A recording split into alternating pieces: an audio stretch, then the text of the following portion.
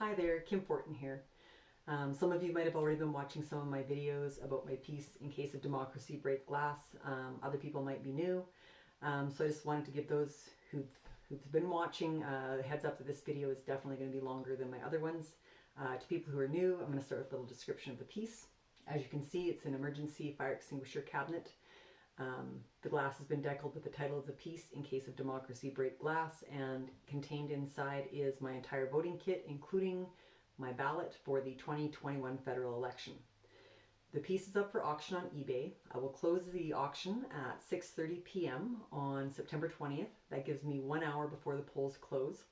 At that point, the buyer will contact me and let me know if they'd like to keep the piece intact, or if they would like me to break the glass and use the ballot inside to cast my vote. I've been getting a lot of questions about it. The first question that I get from everybody is that legal? The short answer is maybe. I got a phone call from the Commissioner's Office of Canada Elections the other day and had a conversation with a very nice man there. And from what I understand, if I'm understanding everything correctly, I'm no lawyer, but the piece itself as it stands is perfectly legal. I can auction off my act of voting, because that's what I'm doing. I'm not actually auctioning off how I vote.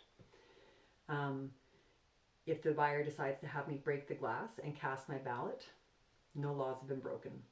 Should the buyer want to keep the piece intact, then there is a chance that both the buyer and myself could be considered as having broken the law once they gain possession of the art piece containing the ballot, even though it would be after the election. The provisions that we could potentially be charged under have maximum fines of $20,000 and $50,000 and some jail time.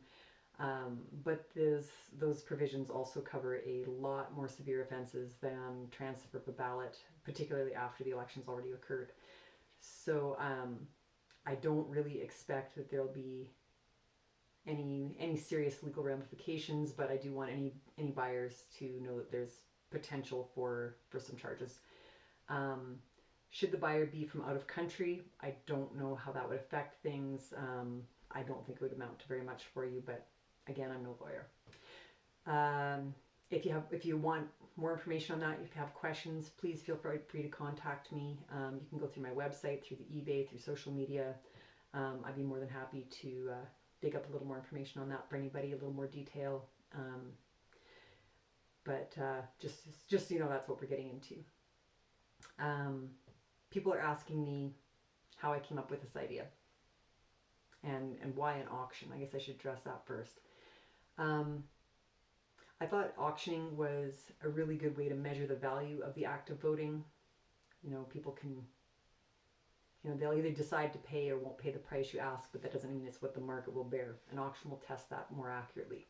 So far, it won't bear $36, which is the minimum bid, which is the number of days in the election.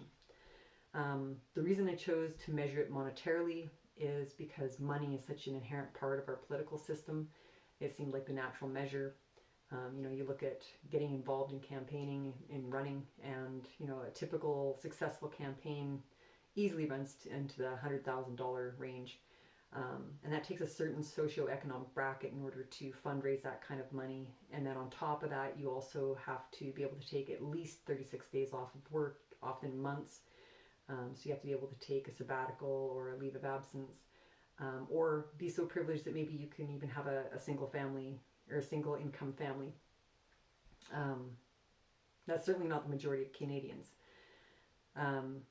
As far as how I came up with the idea, we were discussing, who we might vote for in the election, what our options were. And in our riding, the winning party is a foregone conclusion. So you can add your drop to that bucket, which doesn't really matter here or there. If I choose to vote for another party, depending on what party my values align with, for example, maybe I want to vote for the Green Party or for the PPC party, there's a good chance that there won't be candidates running in my riding. And so therefore I can't vote my conscience. Or perhaps I choose to vote for one of the other major parties, which I know isn't going to win, and then it's often just considered a protest vote, or people feel like they've thrown their vote away. So, that's not the only aspect either. Out west where I'm at, I'm in Alberta. Um, we have an issue with voting that I don't know if people down east are even aware of. They may or may not be. But if we choose to vote after work, later, last 2-3 hours of the polls, you jump in your vehicle, you drive down to the polls, you turn your radio on, and by the time you get there, you know who's forming the government already. Often, whether it's majority, minority, who the opposition is going to be. Um, and it really, makes a person feel a little disenfranchised in the system to know the outcome of the election before you even cast your vote. And the majority of people don't actually support the people that get into power. We haven't had 50% or more of the votes actually going for the party that ends up in power since 1984. That was 50% in that election. It's only happened 4 times in the last century that we've had 50% or more of the people voting actually vote for the party that ends up running the country. A little more pertinent and modern perhaps is the 2019 election. We had 77% voter turnout. 23% of people did not vote. That comes out to 8.65 million people, which is a lot of people who didn't vote.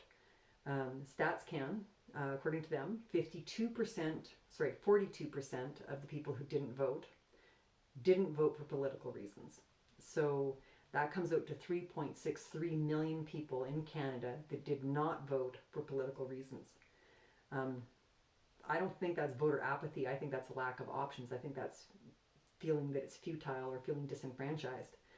That's 9.7% of the overall population of Canada. So 1 in 10 people choose to not vote for political reasons. I don't really think that's acceptable.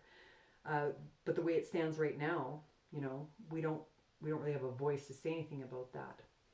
And it's an important right to vote, and we should be exercising that right to vote. But if there's no option that's viable for you on that ballot, what do you do? Which led me to my first reaction was, to look up the possibility of refusing a ballot.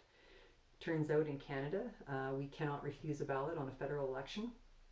There are some provinces, including Alberta where I'm at, or Ontario is another one that you can refuse your ballot on. Ontario actually have record high levels of people refusing their ballot in their last provincial election.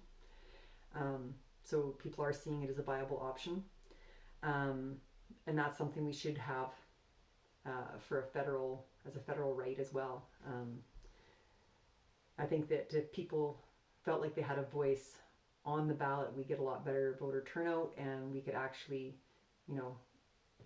have a voice, not just be drowned out in the limited options that we have in our riding. So I guess that's the end of it. Is I'd like to see some electoral reform. I'd like to see Canadians be given the right to refuse a federal ballot. And in order to protest that, I've created this piece of art instead of, resorting to throwing rocks at the Prime Minister. As I heard someone say recently, like him, hate him, that's never the right thing to do. And I think that we have some problems with the system, and this is one way of Canadians having some form of voice in expressing our frustration. So if you also feel frustrated, if you feel disenfranchised, if you feel like there are problems with our electoral system and you would like to see change, then please support me. Please like and share this video, subscribe to my channel, go to my other social media sites, Instagram, Facebook, like and share there. You can go to my website. Type into the URL hellotree.house. That's spelled hellotry.house. And I'll come up there. You can leave comments on my webpage. Links to all my social media are there. Another way of finding me is #InCaseOfDemocracy. And please feel free to share this with your friends in Canada, your friends abroad. I have followers in Japan, Finland, the United States. So yeah, get this out there. The more people that hear, the better. It might be a nice peaceful way of getting some change. And don't hesitate to contact your local MP, and don't hesitate to send this to the news as well. The more people that hear, the better. Thank you.